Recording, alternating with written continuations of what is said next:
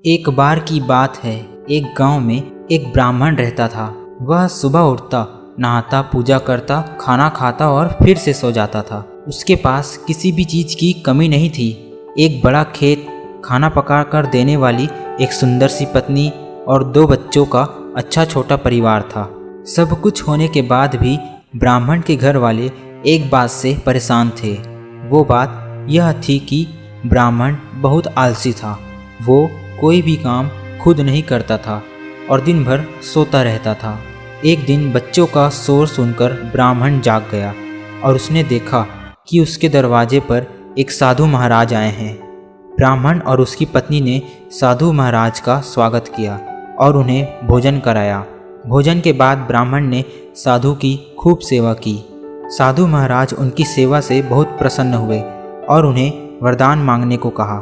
ब्राह्मण ने वरदान मांगा कि मुझे कोई भी काम न करना पड़े और मेरी जगह कोई और मेरा काम कर दे।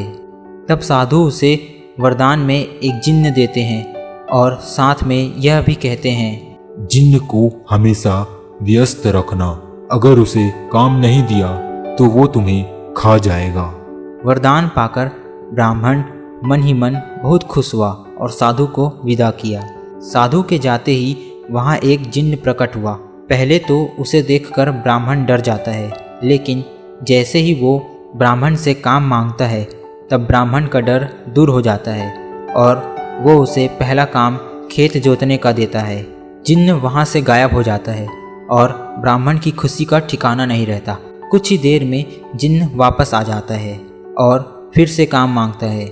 ब्राह्मण सोचता है कि इतना बड़ा खेत इसने इतनी जल्दी कैसे जोत लिया। ब्राह्मण सोच में ही रहता है कि जिन्न फिर दूसरा काम मांगने लग जाता है और कहता है, जल्दी मुझे काम दो, नहीं तो मैं तुम्हें खा जाऊंगा। ब्राह्मण डर जाता है और बोलता है कि जाकर खेतों में सिंचाई करो। जिन्न वहाँ से फिर गायब हो जाता है और थोड़ी देर में ही फिर आ जाता है। जिन्न अब फिर दूसरा काम मांगने लगता है। ब्राह्मण एक एक कर सभी काम बताता जाता है और जिन्न उसे चुटकियों में पूरा कर देता है। ब्राह्मण की पत्नी यह देखकर अपने पति के आलसीपन पर चिंता करने लगती है। शाम होने के पहले ही जिन्न सभी काम कर देता था और ब्राह्मण के पास आकर अगला काम बताने को कहता। अब ब्राह्मण के पास कोई भी काम नहीं बचा जो उसे करने के लिए वह कह सके। अब उसे चिंता होने लगी और वो बहुत डर गया। जब ब्राह्मण की पत्नी उसे देखती है तो अपने पति को इस संकट से निकालने के बारे में सोचने लगती है।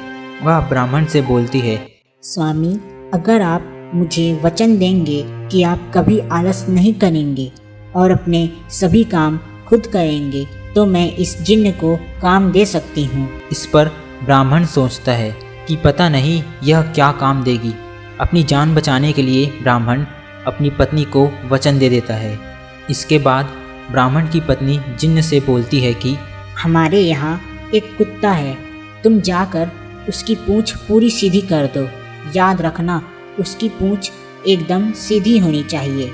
जिन्न बोलता है कि अभी यह काम कर देता हूँ। यह बोलकर वह वहाँ से चला जाता है। लाख कोशिश के बाद भी वह कुत्ते की पूंछ सीधी नहीं कर पाता और हार मान लेता है। हार मानकर जिन्न वहाँ से चला जाता है। उस दिन के बाद से ब्राह्मण भी अपने आलस को छोड़कर सारे काम स्वयं ही करता है। कहानी से शिक्षा, हमें कभी भी आलस नहीं करना चाहिए।